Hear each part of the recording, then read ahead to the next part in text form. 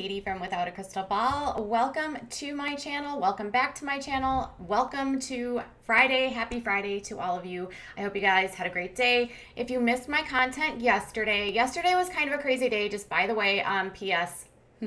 I had some trouble with uploading, and so if you missed my 8 passengers response to their article on Business Insider, make sure you check my channel. That was uploaded actually very late last night, and I didn't do a premiere, so I think a lot of you actually missed that one. So check that out in my videos tab below. Also, let's talk about Myka Stauffer, how she returned to Instagram, and she released this apology on her channel, on her Instagram page, where she basically asserted that, she was saying she was sorry for everything that happened, for all the problems that she caused. And some of the things that she noted in her apology were that she didn't actually use Huxley for money, and that they only made a small portion of money off of YouTube videos about Huxley, and then said that everything that they made went directly back into his care. So a lot of you guys were a little bit frustrated, and obviously I uploaded a video which I did my very emotional response, and while I've tried to be very objective in this process, that was one time where I literally could not bite my tongue. Today we're going to do something a little bit more objective and look at some video that was actually uncovered by the Dad Challenge podcast, which has an amazing channel. He has been covering Myka along with several other people, and he found this clip, so I want to give him a shout out for doing the work to find this. I want to give you my take. I actually did not watch his video, so this will be a fresh perspective. A few clips that I pulled out of this video. Now, back in 2018, Myka sat down for an interview, and she's a channel called Video Influencers. They have around 611,000 subscribers. This video with Myka only received about 21,000 views, so it hasn't been widely seen, unlike a lot of the content that you've seen by her. So this video is going to be brand new to some of you. The clips in this video, which I found the most interesting, were her discussions about how she actually became successful on the platform. One of the things that her friends had brought up when I spoke to them was that Myka and James had really studied the algorithm, and they had really modeled their channel after other people who had been successful on the platform. This wouldn't be a first. We know that on YouTube, it's not uncommon for creators to look at content and see what's trending, look at what other creators are doing, get inspiration from other creators. I have looked at other commentary channels to see what they do to keep their audiences engaged, how they utilize clips, what kind of, photos they're using, what kind of format they do. That part of it I think is pretty common, because you can only learn by watching other people and seeing what works for them and see if it'll work for you. So that part of it isn't so odd. The fact that I found most interesting was that in this interview, she talked about how her channel wasn't actually successful until her husband started really researching and mastering SEO. And so apparently what he did was he looked at all the things that are part of YouTube and looked at each individual clip and then dissected every single thing that he saw to find out what would work. She went as far as to say that she didn't even look at larger channels, because larger channels have their own fan base and they can basically put out anything and people will watch it.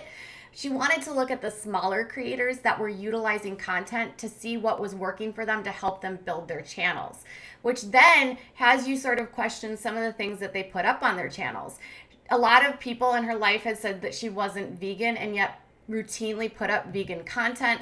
A lot of people said that she wasn't actually a homeschooler until she watched YouTube. Some people suggested that she wasn't into adoption until she started seeing other adoption channels. So I want to show you this clip of how she discusses it, and I'll give you sort of my reaction. I think the biggest reason for my growth for my channel, I was never a lucky YouTuber. I didn't just get lucky. I had a lot of tactic, I guess I would say. I'm not super successful. There's way better YouTubers out there. But one of the big things I did was I started studying analytics really hard. My husband is the mastermind behind SEO. He is literally an SEO god. He is the only reason we started taking off. So in that clip, what you're seeing is she's admitting that her husband studied analytics. She also studied analytics. This isn't an out of the ballpark suggestion. YouTube Studio tells you that you need to look at your analytics, and they will actually suggest to you which content is performing the best for you, what content is performing the least, the worst for you, how engaged your audience is. It's important when you make decisions, especially if you want to grow, to give your audience what they want. It's also important to look at how videos perform in the first few days versus long term.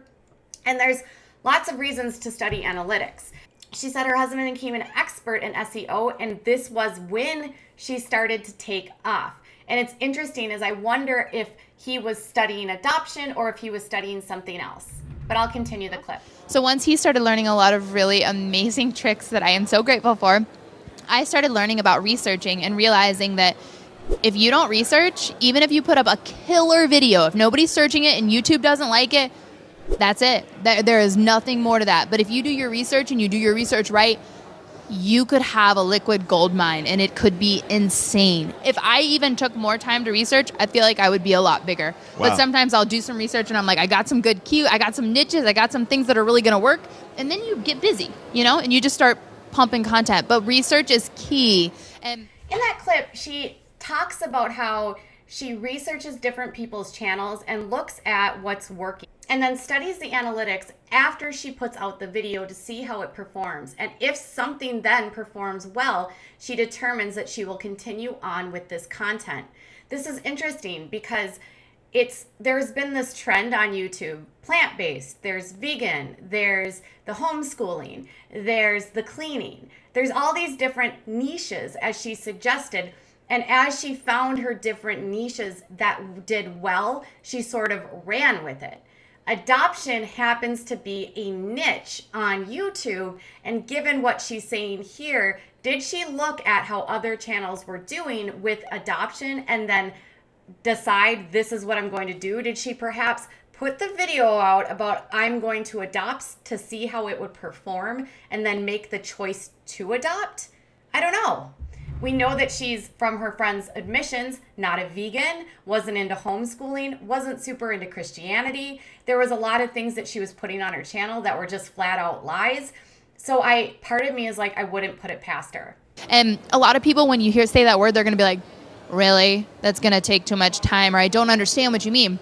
But once you truly research, you find those little niches, and how I usually go about it is I'll look at like smaller channels and what's working for them, or I'll search a term and I will look at, hey, if it worked for a big channel, it's not going to benefit me. I need to look at, is it working for little people? Is it doing really well for somebody who, and when I mean little, maybe they have 10,000 or less subscribers, and I'm not saying that that's a bad thing. I'm just saying that a lot of people, when they have millions of subscribers or 100,000 subscribers, that's just their fan base. So in that clip, she admits that what she does, and this isn't crazy to do this because a lot of people do this. She looks for trending. She looks for keywords on what's trending and what's doing well in the performance, in the algorithm on YouTube. And then she makes her decision on if it's working well. So what she does is she doesn't look at the larger channels. She looks at smaller channels. And this is interesting.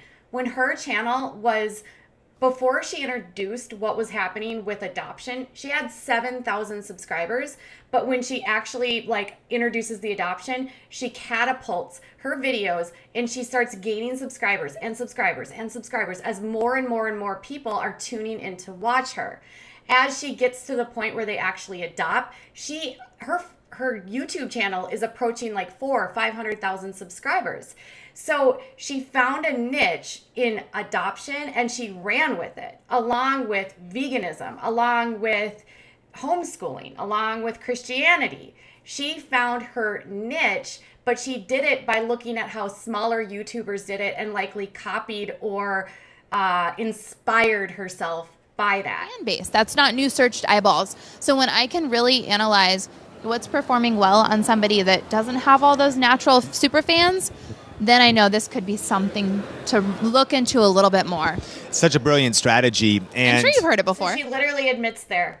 It's a brilliant, and he agrees, it's a brilliant strategy to look at a smaller channel to see how something's performing for them, to make the decision on whether or not you are going to take on that content. And this is the part of this fakery on YouTube that happens all the time. You can think about it in this way. There's this like fakery about adoption or I adopted a kid. I mean, I was looking on Shane's channel, Shane Dawson. He has videos. I adopted a child. And then you've got videos from Jake Paul. I adopted a child, or we have a family. Remember last summer with him and Tana having kids? Yeah, that really happened. So adoption isn't necessarily something that is out of the ballpark for using for fakery. It's just that Myka took it to another level by actually adopting a child. And that's the part that is incredibly confusing to me. She's admitting to looking and doing what most YouTubers do. Nothing she is giving you advice for is groundbreaking at all. If you want to be successful on this platform, you 100% need to follow what's trending. People want to watch what's trending. They want to talk about topical topics, right? So she's not doing anything earth-shattering. I wouldn't consider her being a researching god in this realm. I would just say she's more copying. In fact, James Stauffer's channel, Stauffer Garage, is almost an exact replica of the Detail Geek that actually put out content well before he ever started his channel. The Detail Geek has similar thumbnails. He appears to have looked at what the Detail Geek was doing and copied it almost identically.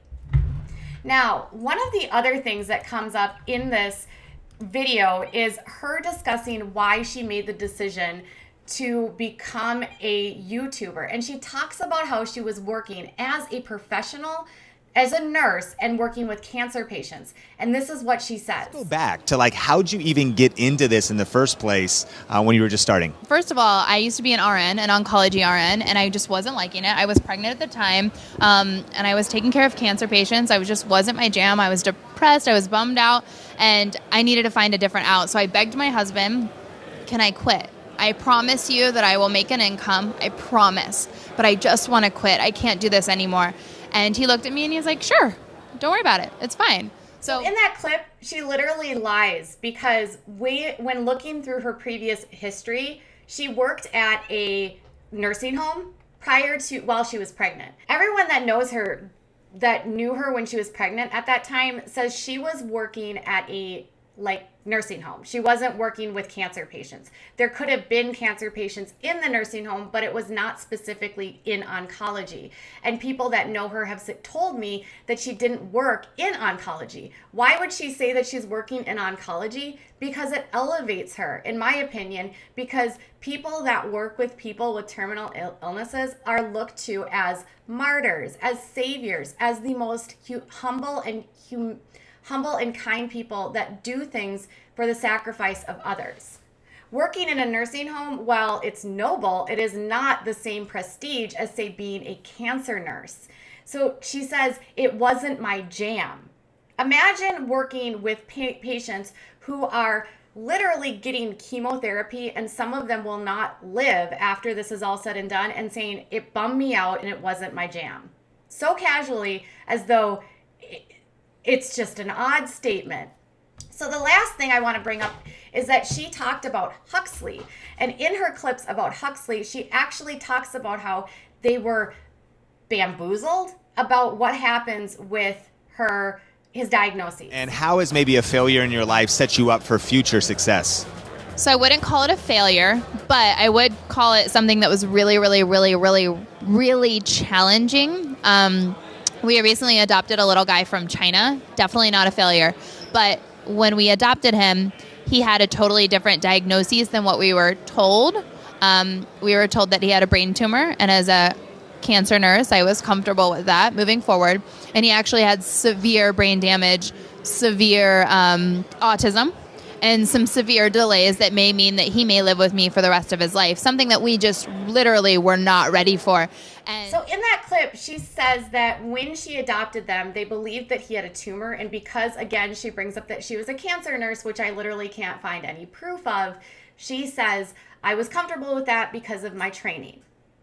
Now, mind you, Myka worked for about 1.5 years that I can see, maybe 2 as a nurse. Not an incredible amount of experience, a decent amount, but not a lot. So she said, well, as a cancer nurse, I felt I could handle this because of his tumor.